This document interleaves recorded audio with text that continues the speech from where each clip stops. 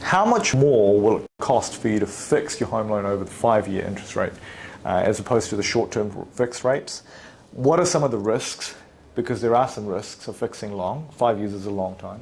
And so I'm going to get into those things, right? And a couple of other little things that you might not have thought about. So first of all, if we look at the actual difference here, on an $800,000 mortgage, on today's interest rates, you're talking about just over about $50 more a week, right?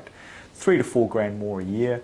It's roughly about 0.5% more. So you would be hoping, if you fix for 5 years, you'd be hoping that interest rates go up by 0.5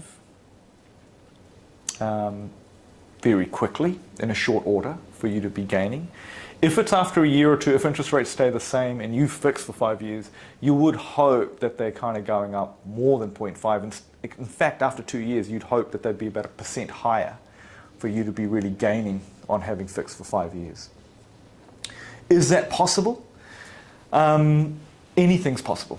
So yes, that could be possible, that interest rates do move up that quick. So now, what are some of the risks of fixing long? Because what you have to realize is break fees can vary. It can range from a little bit to quite a lot.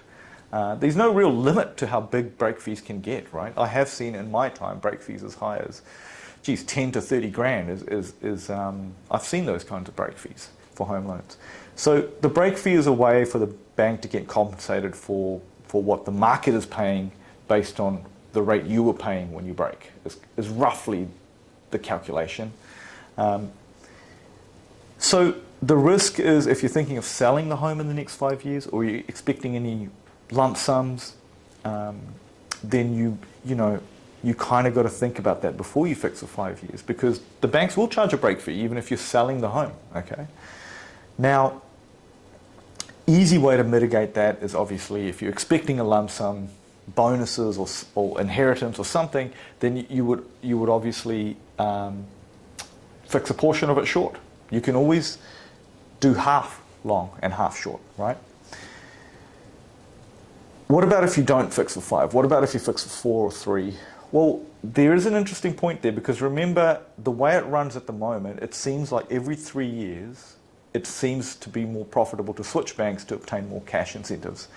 And the reason for that is because banks at the moment will give you a cash incentive up front, but then if you switch again in the first 3 years, they ask for some or all of it back, right? So it depends on when you want to switch. So long and the short of it is, if you fix for 4 years, in some sense, you might really seriously consider just fixing for 3, because if you fix for 4, then there's an extra year there where you could have switched banks, but you're kind of foregoing roughly about a 1% bonus really on the 3rd year, because the cashbacks are running at about 1%, sometimes higher, sometimes less.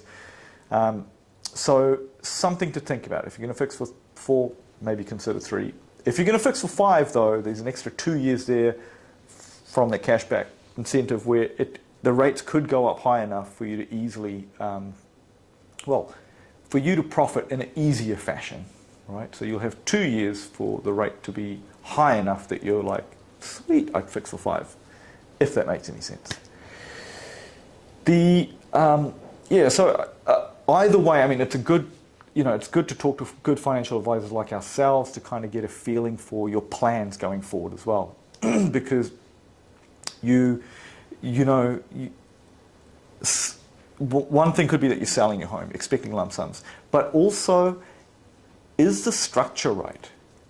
Is your lawyer or accountant going to suggest some, new structure, a trust or something in the next few years? Because if you're fixed on a home loan, sometimes it's not so simple to change the entity that the loan is under as well. So that could incur break fees again. So fixing for 5 years does mean that loan, you're making a commitment basically. Those are kind of my thoughts anyway. Hopefully that has been insightful. Thanks for watching. Hamish from monline.co.nz.